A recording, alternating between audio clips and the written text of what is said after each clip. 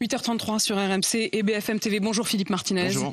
Merci de répondre à mes questions ce matin. Vous êtes bien sûr le secrétaire général de la CGT avec ces grèves qui sont donc reconduites dans les raffineries Total, Esso, ExxonMobil. On va évidemment parler également de la suite du mouvement avec une question que tous les Français se posent. Quand est-ce qu'on va pouvoir faire le plein sans avoir à attendre 3, 4, 5 heures?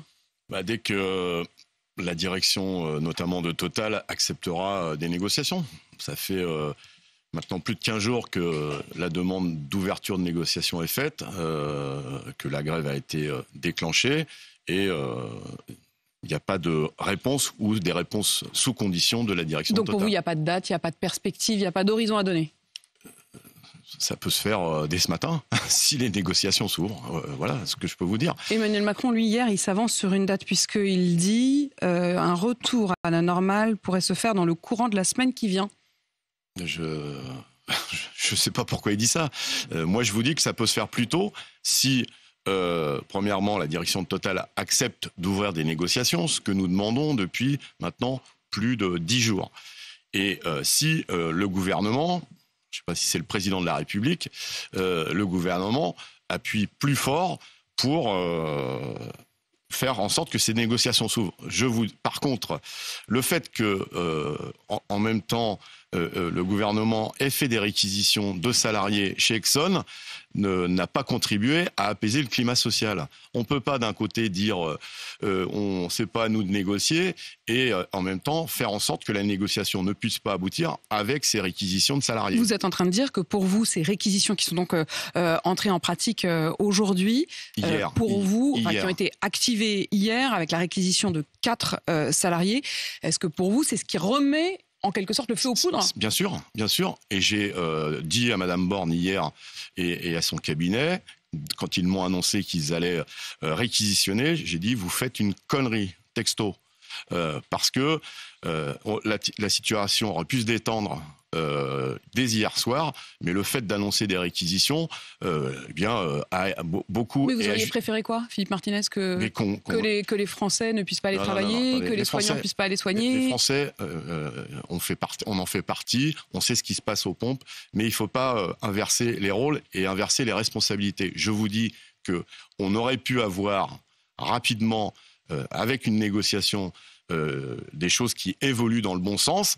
Le fait de réquisitionner, ça a jeté ça a mis le feu aux poudres. On va revenir précisément justement sur les lieux qui sont encore en grève et même ceux qui rejoignent le mouvement. Mais vous disiez, tout cela dépendra aussi des négociations proposées par Total. On l'apprend à l'instant. Total Énergie annonce l'attribution d'un bonus exceptionnel représentant 1 mois de salaire pour l'ensemble de ses salariés dans le monde.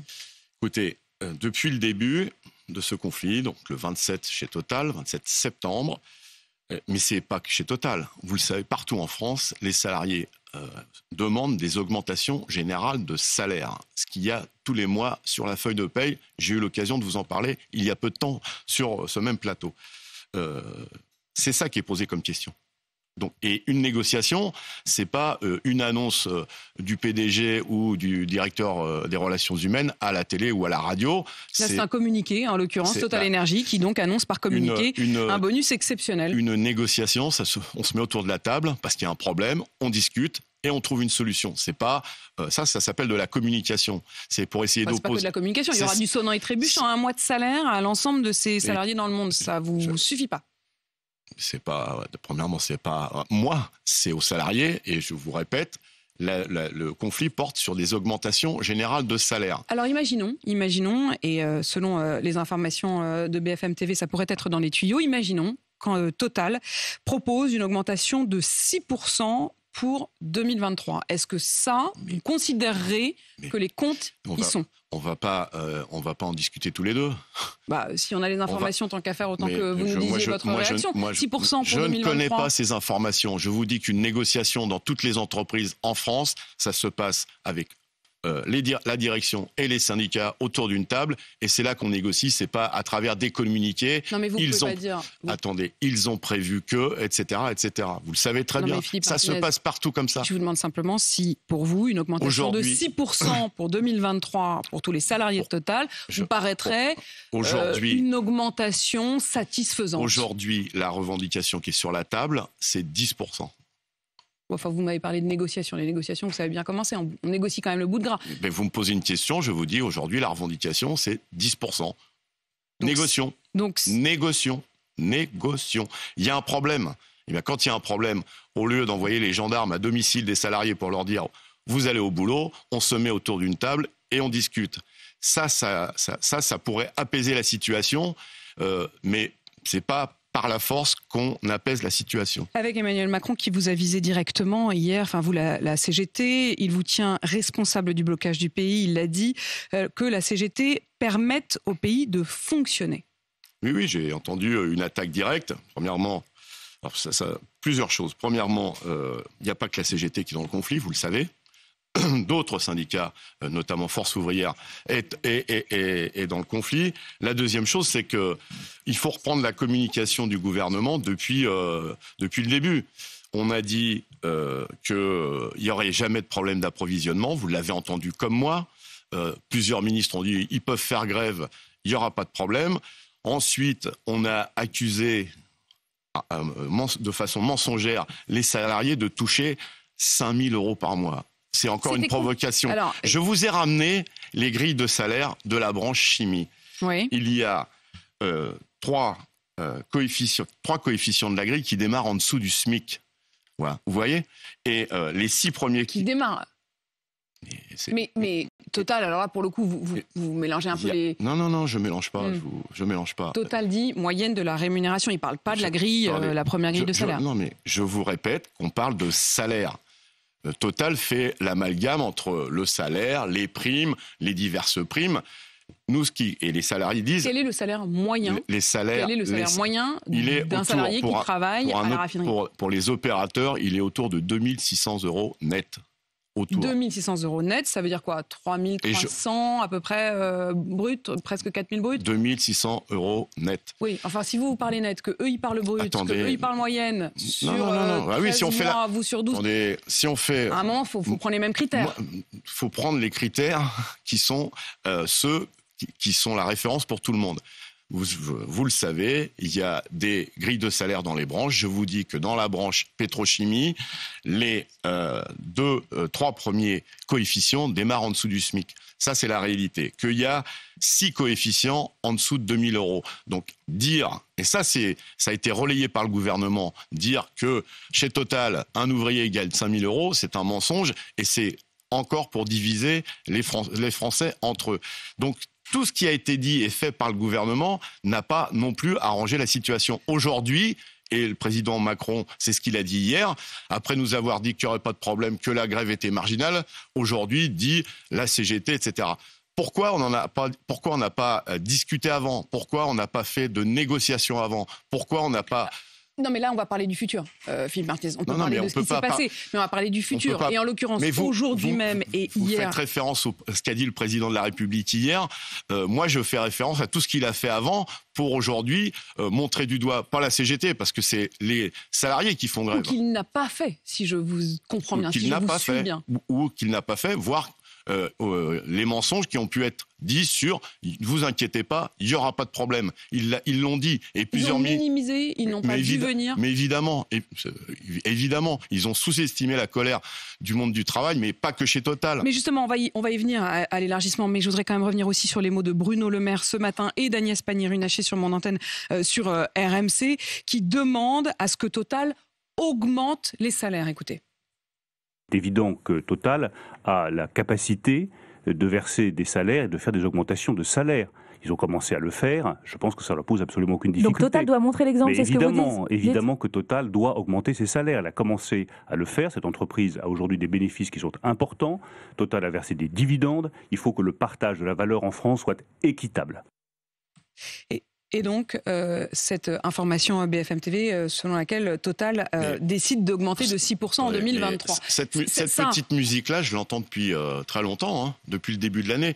Oui, c'est pas bien, il devrait augmenter les salaires. Pour l'instant, il n'y a pas d'augmentation de salaire, ou en tout cas pas à la hauteur de l'inflation, et c'est partout dans toutes les entreprises. Le gouvernement aurait dû...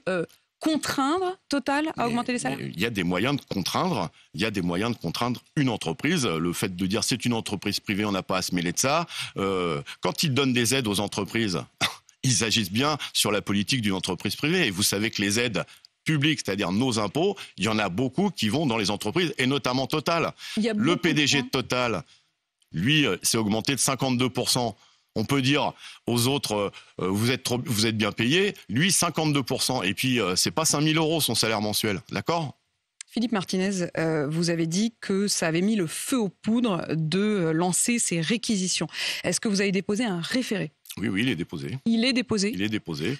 Sur quelle base est-ce que vous allez attaquer ces réquisitions ? Agnès Pannier-Runacher, donc la ministre de la Transition énergétique, elle disait ce matin que ces dépôts qui allaient être ouverts, y compris celui des Flandres qui pourrait être ouvert dans la journée, allaient déverser de l'essence dans toutes les pompes et pas uniquement pour le service minimum. Et elle se base là-dessus sur l'idée que l'intérêt général de la nation soit mis en cause par vos blocages. En 2010, vous le savez, la France a été condamnée par l'Organisation internationale du travail, l'OIT.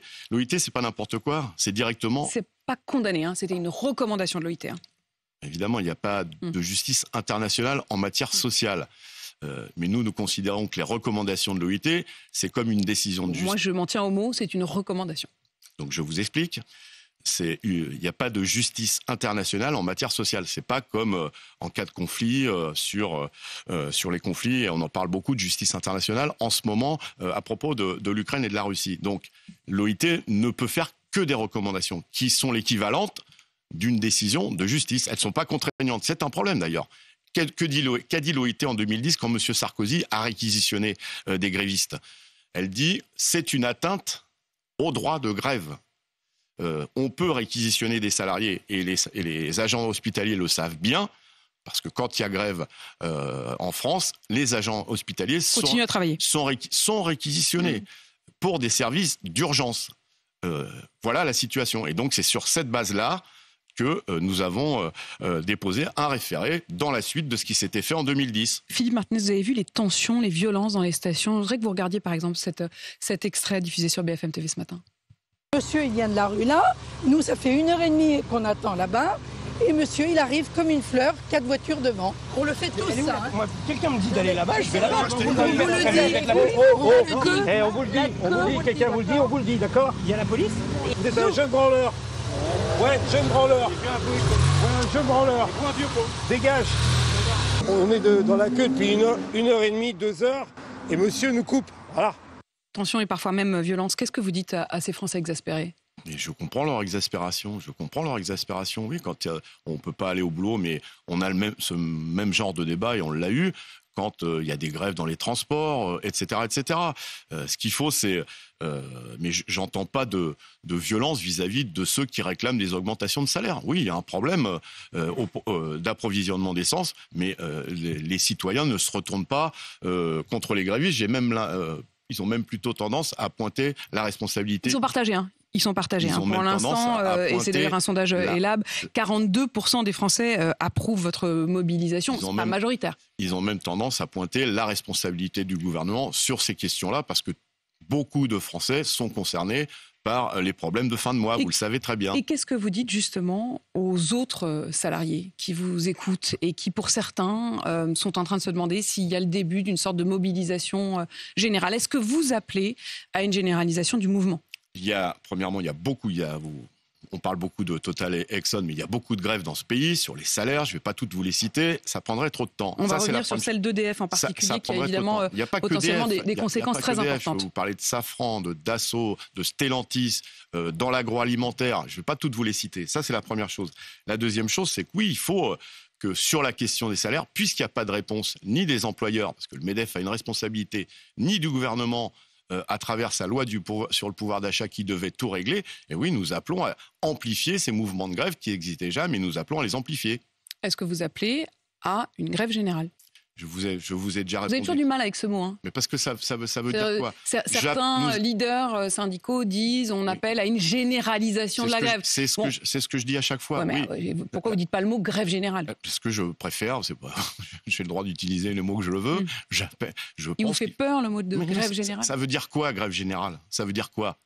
Il faut que dans toutes les entreprises, on discute d'actions et généraliser les grèves. Généraliser les grèves, ça veut dire qu'il faut y ait des grèves partout. Grève générale, c'est un mot qui a été rarement utilisé en ce pays. Est-ce que vous voulez des grèves partout au même moment. Est-ce que vous appelez la semaine prochaine à une journée de grève dans tout le pays et dans tous les secteurs? Nous n'avons pas encore pris, nous allons prendre la décision aujourd'hui d'un appel dans la suite de ce que nous avons fait le 29 septembre, et je l'avais évoqué à l'époque, qu'il fallait des suites au 29, qui a été un succès. Oui, nous allons proposer que dès la semaine prochaine, il y ait un nouvel appel à grève et manifestation dans toutes les entreprises, publiques comme privées. La semaine prochaine, vous l'appelez comme vous voulez, mais enfin moi je comprends grève générale, vous appelez à une journée de grève dans tout le pays et dans tous les secteurs. Nous allons prendre la décision aujourd'hui. Chez nous, c'est démocratique, on décide collectivement. Ça pourrait être mardi? On décidera collectivement. Mais enfin, la journée de mardi est sur la table. La journée de mardi, par exemple, est sur la table. Il y avait déjà, par exemple, je les salue, tous les syndicats des lycées professionnels dans l'éducation qui appellent déjà mardi à une grève. Donc c'est raison de plus pour choisir cette journée, si je comprends bien. Je finis juste, ça ne s'est pas vu depuis 40 ans que tous les syndicats des lycées professionnels appellent à la grève en même temps. Philippe Martinez, EDF, les centrales nucléaires, un appel à la grève dans la plus grande centrale nucléaire de France, la centrale de Gravelines, sachant qu'il y a déjà depuis hier 8 réacteurs dans les centrales qui sont à l'arrêt en maintenance, c'est-à-dire ce sont des réacteurs qui déjà étaient à l'arrêt, mais ces grèves qui ont lieu en ce moment même chez EDF pourraient ralentir encore le calendrier de retour à la normale, de retour en activité de ces fameux réacteurs. Là, franchement, vous n'avez pas l'impression que vous allez tout paralyser dans un moment où on est déjà tous en train de s'inquiéter de l'électricité cet hiver. Premièrement, ça fait des mois qu'il y a des grèves à EDF. Ça fait des mois que les salariés, les agents d'EDF alertent sur la situation des centrales nucléaires. Si elles sont à l'arrêt pour maintenance aujourd'hui, c'est par manque de moyens, par manque de personnel, par manque de formation. C'est pas en faisant la grève qu'ils vont repartir. Ça, c'est eux qui décident. Ça, c'est eux qui décident. C'est pas vous. Vous êtes toujours pareil. C'est eux qui décident. C'est pas vous. Quand il y a un problème dans une entreprise, on discute. Il y a des revendications. La grève, elle démarre pas tout de suite. Il y a des discussions préalables. On alerte. Attention, il va y avoir des problèmes. Quand il n'y a pas d'écoute. Et vous ne pouvez pas dire que sur EDF, il n'y a pas eu d'alerte. Je vous rappelle le projet Hercule, les mobilisations. Donc, ce n'est pas nouveau. Donc, est-ce que ces grèves chez EDF vont se prolonger et vont même s'élargir à d'autres centrales? Et en tout cas, comme dans toutes les entreprises, il y a des discussions sur l'amplification du mouvement chez EDF, comme dans toutes les entreprises. Donc, les raffineries, l'électricité, l'automobile, les transports, les cheminots, le syndicat Sudrail, l'agroalimentaire, la fonction publique. Vous voulez que je vous les cite tous? Je vois que là, ça va être vraiment absolument tout l'éventail. Exactement. Mais il y a des choses très précises, comme par exemple le syndicat Sudrail qui appelle à la grève lundi sur un site stratégique de la SNCF. Est-ce que la CGT se joindra à ce mouvement-là? Vous m'apprenez ça, je n'ai pas l'information et je ne veux pas vous raconter de bêtises. On verra. Je ne sais pas. La CGT, en tout cas, les transports, les travailleurs dans les transports, vous les appelez eux aussi à rejoindre le mouvement? Je vous ai dit que pour la CGT, il y a mise en débat d'une journée interprofessionnelle de grève et de manifestation la semaine prochaine. Nous décidons aujourd'hui. Grève ponctuelle, une journée ou reconductible? C'est pareil, c'est pas Philippe Martinez c'est pas la CGT toute seule qui décide. Contrairement à ce qu'a dit Monsieur Macron hier soir, c'est pas la CGT. La CGT, elle peut toujours dire des choses. Si les salariés décident autre chose, eh bien, c'est les salariés qui commandent, vous voyez. Il reste une raffinerie en France qui n'est pas touchée pour l'instant, dans les Bouches-du-Rhône, et la CGT de cette raffinerie-là a dit hier soir qu'elle appelait à la mobilisation générale, à la première réquisition. Est-ce que ça veut dire que toutes les raffineries de France, potentiellement, à la fin de la journée ou demain, seront touchées? C'est possible. Et par exemple, je salue ce qu'ont fait les salariés de Donge, qui est une autre raffinerie en Loire-Atlantique, qui ont rejoint le mouvement. Soit on discute, soit on joue les gros bras, si vous me permettez l'expression, comme l'a fait le président de la République, en jouant du bâton. Et ça, quand on joue du bâton face à un conflit social, ce n'est pas bon pour améliorer les relations. Il faut d'abord discuter. Et c'est ce qu'on propose depuis maintenant plusieurs jours, voire plusieurs semaines, chez Total, chez Exxon et dans beaucoup d'entreprises. J'ai bien compris, mais pardon, je reviens quand même à cette annonce juste avant cette interview. Total Energy qui annonce quand même 1 mois de salaire de prime à l'ensemble de ses salariés et une augmentation de 6% des salaires en 2023. Et là, vous dites non, mais c'est pas là. Non, c'est pas ce que j'ai dit. J'ai dit ce genre de choses, ça se discute d'abord en négociation. D'accord ?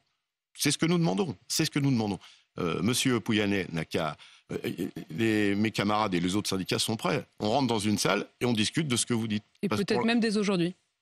Mais on l'a demandé dès vendredi dernier, vous savez, dès vendredi dernier. Et c'est la direction de Total qui refusait de discuter. Il faut attendre une semaine de grève pour que on commence à dire oui, on veut bien, mais il faut voir. Dès hier soir, mais j'insiste sur la responsabilité du gouvernement. Le fait d'avoir lancé des réquisitions hier, malgré les avertissements qu'on a pu faire à tous les niveaux, et moi au plus haut niveau, eh bien, on a quand même lancé les réquisitions. Ça ne contribue pas à améliorer une des phrases préférées du président de la République. Il faut du dialogue social, il faut de l'écoute, de la concertation. C'est pas en jouant du bâton qu'on améliore le dialogue social. Philippe Martinez, secrétaire général de la CGT, merci d'avoir répondu à mes questions et à toutes les inquiétudes des Français ce matin. Il est 8h53 sur RMC BFM TV.